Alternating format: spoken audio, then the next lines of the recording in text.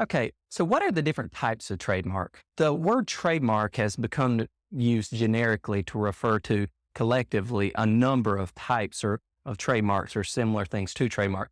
But the trademark itself is any mark, word, picture, design that attaches to the good and indicates the source or maker or manufacturer of the good. Now, there's also something called a service mark. Okay, a service mark is associated with services rather than goods. Now, again, most people just use the single word uniformly trademark to refer to service marks and trademarks.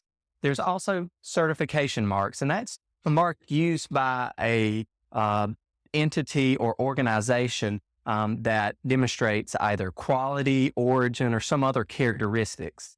For example, like stamping something USDA approved is a certification of quality, right? Or a certification that has met certain standards.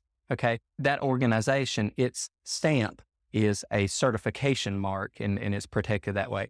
And then a collective mark, and that represents membership in some type of organization.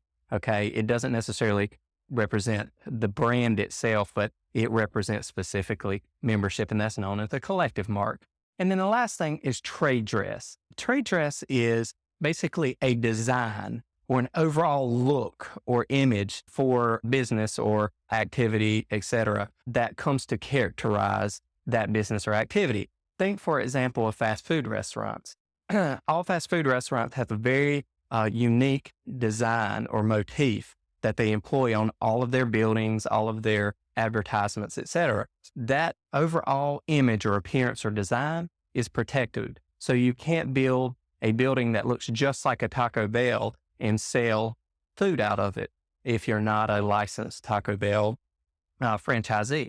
So in that way, trade dress is also protected. And people typically, again, use the word trademark to cover all of these types of intellectual property protection.